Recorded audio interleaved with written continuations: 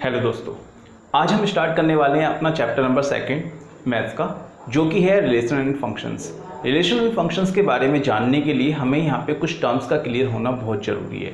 इसलिए मैं यहाँ पे ये पहले इंट्रोडक्शन क्लास रख रहा हूँ, जिसमें आपको यहाँ पे बेसिक टर्म्स आपको इसके बारे में आप जान जाएंगे, तभी आपको इसमें करने में आसानी हो पाएगी। तो सबसे पहले बात करेंगे ऑर्डर्ड पेयर की। ऑर्डर्ड पेयर क्या होता है? देखिए यहाँ पे मैंने इसकी डेफिनेशन लिखी है, two elements A and B listed in a specific order form an ordered pair। यानी किसी भी दो एलिमेंट्स A and B को हम इस फॉर्म में अगर लिखते हैं A, B की फॉर्म में, इस तरीके से लिस्ट करते हैं कि स्पेसिफिक ऑर्डर में, तो हम उसे बोलते हैं ऑर्डर्ड पेयर। तो उसे क्या बोला जाएगा? Ordered pair. ध्यान रहे कि A, B कभी भी इक्वल नहीं हो सकता B, A के। मतलब ये जो एलिमेंट है ये फर्स्ट सेट का है, ये जो एलिमेंट है वो सेकंड सेट का है। तो इस तरीके से यहाँ पे ये सेकंड सेट का एलिमेंट फर्स्ट सेट के एलिमेंट के इक्वल नहीं होगा। तो यहाँ पे इसलिए हमने नॉट इक्वल का साइन लगाया है। कंडीशन अभी हम बाद में देखेंगे क्या क्या कंडीशन हो सकती है, कहाँ कौन सा एलिमेंट किसके इक्वल होगा या नहीं होगा। अभी हम यहाँ पे एक अगला देख रहे हैं, यहाँ पे A1, B1 अगर इक्वल है A2, B2 के। इसका मतलब क्या हुआ? यानी अगर ये ऑर्डर्ड पेयर इस वाले ऑर्डर्ड पेयर के इक्वल दे रखा है, गिवन है, तो आपको ये जान लेना है कि ये जो A1 होगा वो A2 के इक्वल होगा और ये B1 होगा वो B2 के इक्वल होगा। यानी A1 इक्वल होगा A2 के, B1 होगा B2 के। अभी हम सिर्फ ऑर्डर्ड पेयर की बात कर रहे हैं। अभी आपको थोड़ा सा ऑर्डर्ड पेयर के बारे में समझ में आया होगा, कुछ कन्फ्यूजन्स होगी, वो अभी आप धीरे धीरे क्वेश्चंस तक पहुंचेंगे, जब तक क्लियर हो जाएगी, बेफिक्र रहिए। आगे देखते हैं कार्टेशियन प्रोडक्ट्स ऑफ सेट। ये जो वर्ड है ना कार्टेशियन प्रोडक्ट, इसका मतलब क्या है? लास्ट टाइम हम लोगों ने क्लास 9th में पढ़ा था कार्टेशियन प्लेन। अब है हमारे पास कार्टेशियन प्रोडक्ट। तो कार्टेशियन प्रोडक्ट क्या होता है? If A and B are two non empty sets, अगर A और B दो नॉन एम्प्टी सेट्स हैं, मतलब वो एम्प्टी नहीं है, उनमें कुछ ना कुछ एलिमेंट्स है, चाहे एक है या दो है या 10 है, पर है, then the set of all ordered pairs A, B, जो उनके जो ऑर्डर्ड पेयर बनेंगे वो A, B बनेंगे, सच दैट A जो बिलोंग करेगा, वो जो फर्स्ट एलिमेंट होगा वो बिलोंग करेगा A सेट से, और जो सेकंड एलिमेंट होगा B जो बिलोंग करेगा वो B सेट से बिलोंग करेगा। और इसको हम बोलेंगे is called the Cartesian product of A and B। और इसको डिनोट करने का तरीका क्या है? A multiply B। यहाँ पे मैंने लिखा है कि A मल्टीप्लाई B जो होगा, उसको अगर मैं आपको डिफाइन करूँगा तो कैसे लिखेंगे? A, B, जिसमें A बिलोंग करता है A से, B बिलोंग करता है B से। अब देखिए यहाँ पे एक एग्जाम्पल लेते हैं। सपोज करो A एक सेट है A, B, C, और एक सेट है B। B एक सेट है जिसमें है P, Q, R। अगर मैं यहाँ पे इनका ऑर्डर्ड पेयर बनाता हूँ, यानी कार्टेशियन प्रोडक्ट निकालता हूँ, तो कैसे निकालूंगा? तो इसका कार्टेशियन प्रोडक्ट क्या आएगा? कार्टेशियन प्रोडक्ट आएगा A, B, यानी A, P,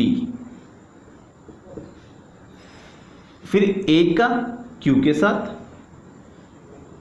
फिर A का R के साथ, फिर B का P के साथ, फिर B, Q, फिर B, R। इसी तरीके से C, P, C, Q, C, R। देखिए आपको यहाँ पे कुछ बातें और जाननी है, कुछ बातें ये जाननी है हम लोगों को। यहाँ पे हमने पहले जो A, B, B, C, यहाँ पे हमने ऑर्डर्ड क्यों बोल रहे हैं? क्योंकि एक ऑर्डर में है। यहाँ पे जो स्टार्टिंग वाले फर्स्ट एलिमेंट है वो A सेट से हैं।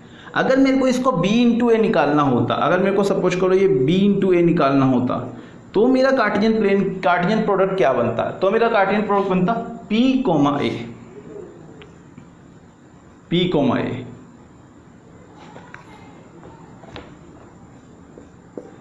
P, B, P, C means इस तरीके से सो ऑन, और लास्ट में आ जाता मेरे पास R, C। तो इस तरीके से हम लोग इसके कार्टेशियन प्रोडक्ट को बना सकते हैं।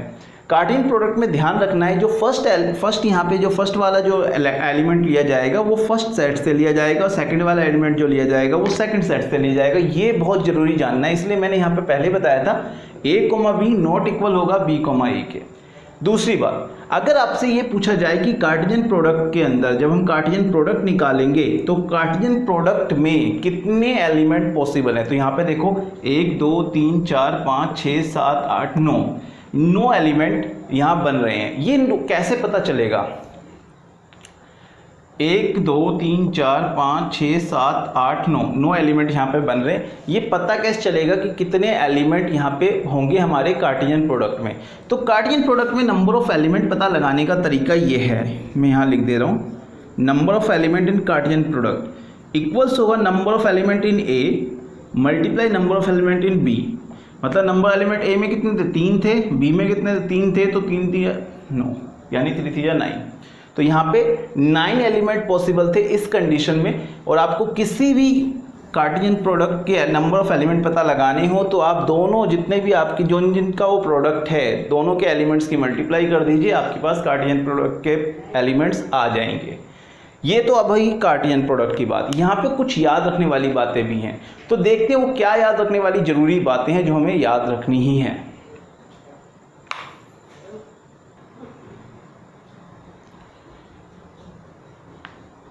तो यहाँ पर याद रखने वाली मेन जो बातें हैं, इंपॉर्टेंट बातें हैं, वो यहाँ पे मैंने लिख दी हैं। देखते हैं। सबसे पहली जरूरी बात है कि अगर मान लो ए और बी 2 सेट हैं, उनमें से कोई भी एक सेट, मान लो ए सेट अगर नल सेट है या फिर बी सेट एक नल सेट है, अगर एक भी नल सेट है ना, एक भी वॉइड सेट है, तो हमारा जो कार्टेशियन प्रोडक्ट आएगा वो भी वॉइड सेट आएगा, वो भी नल सेट आएगा, एम्प्टी सेट आएगा। अगर ए बी का जो कार्टेशियन प्रोडक्ट कभी भी इक्वल नहीं होगा बी इंटू ए के, मतलब बी और ए का कार्टेशियन प्रोडक्ट ए और बी के कार्टेशियन प्रोडक्ट के इक्वल नहीं होगा। आप मेरी बात समझ गए होंगे। यहाँ पे ए के जो एलिमेंट होंगे वो फर्स्ट में होंगे, यहाँ बी के एलिमेंट होंगे वो फर्स्ट में होंगे, जब दोनों ए और बी दोनों इक्वल ना हो, तभी हो सकता है, अदरवाइज नहीं होगा। If A and B are finite set, अगर ए और बी दोनों फाइनाइट सेट हैं तभी आप उस कार्टेशियन प्रोडक्ट के नंबर ऑफ एलिमेंट काउंट कर सकते हैं, वो फाइनाइट मिलेगा। अगर ए और बी फाइनाइट नहीं है, उनमें से एक भी इनफाइनाइट है, तो आप उसके कार्टेशियन प्रोडक्ट के नंबर ऑफ एलिमेंट नहीं पता लगा पाएंगे, नंबर एलिमेंट क्या रहेंगे, वो भी इनफाइनाइट रहेंगे। इफ ए इक्वल है बी के, तो हम उसे क्या लिख सकते हैं, ए इंटू बी यानी कि ए स्क्वायर। अब आपको ये बात समझ में आ गई होंगी। यहाँ पे ये जो बातें हैं, ये सारी बातें जब हम प्रैक्टिकल करेंगे ना, तब हमें और आसानी से समझ में आएंगी। तो चलिए बढ़ते हैं आगे। अगला टॉपिक है हमारा रिलेशन के बारे में। अब हम रिलेशन को जानेंगे।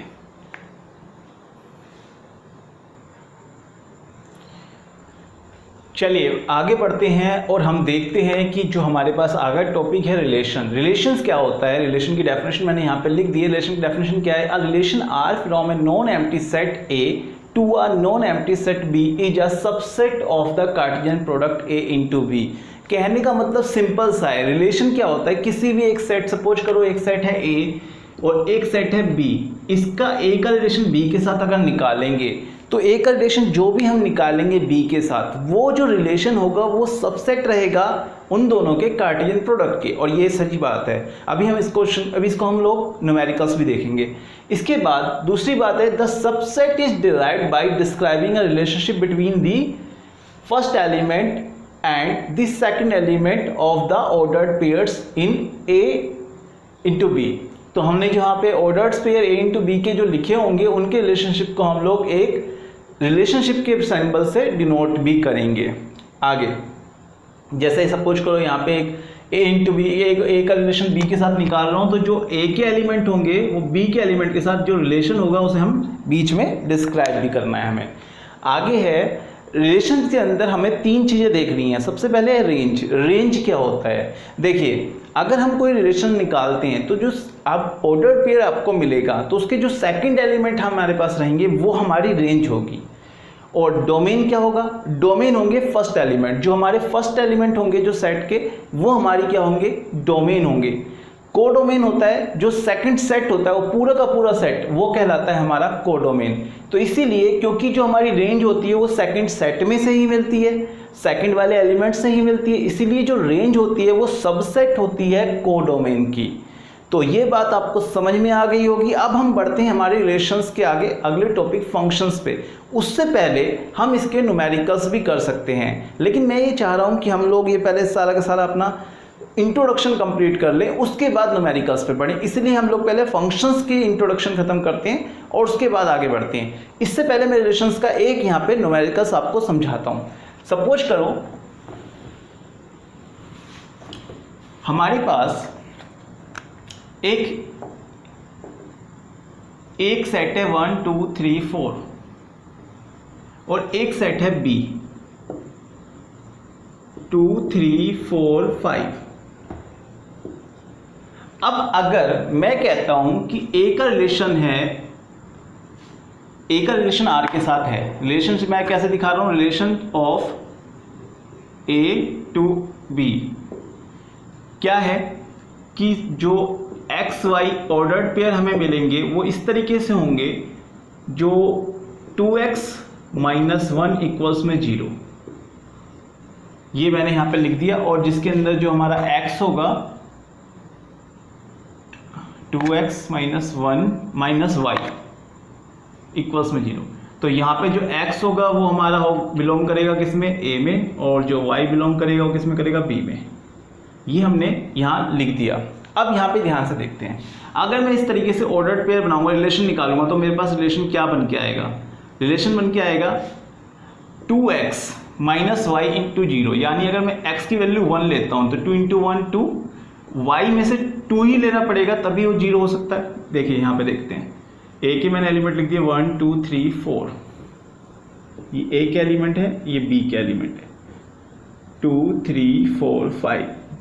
अगर मैं a की जो एलिमेंट है 1 लेता हूं तो a का एलिमेंट जब 1, x जो है हमारा 1 है तो 2 × 1 2 हो जाएगा। 2 में से 2 को माइनस करेंगे यानी y की वैल्यू कितनी होनी चाहिए, 2, तभी वो हमारा ये रिलेशन डिस्क्राइब हो पाएगा। अगर मेरे पास यहाँ पे x 2 है, 2 × 4, तो हमारे को 4 को ही माइनस करना पड़ेगा। अगर 3 होगा तो 2 3 × 6, यहाँ पे हो ही नहीं पाएगा। तो दो ही रिलेशन आएंगे, एक तो 1 2 के और दूसरा आ जाएगा हमारा किसका, 2 4 का। तो इसके हिसाब से अगर देखें तो देखिए रेंज क्या होगी, रेंज होगी ये 2 और 4, 2 और 4 हमारा रेंज हो जाएगा। डोमेन क्या होगा, 1 और 2, और कोडोमेन क्या होगा, कोडोमेन हमारा ये पूरा सेट होगा। रेंज हमारी ये दोनों, ये वाले, ये वाला, डोमेन हमारा ये रहा, कोडोमेन हमारा ये पूरा सेट है। तो इसीलिए कहा जाता है कि जो रेंज होती है वो कोडोमेन का सबसेट होती है। अगर आपको ये क्वेश्चन समझ में नहीं आया तो आप इस वीडियो को दोबारा देखिएगा, वरना आप जब न्यूमेरिकल्स करेंगे तो आपको ये बात अच्छे से क्लियर हो जाएगी। चलिए बढ़ते हैं हम फंक्शन की तरफ।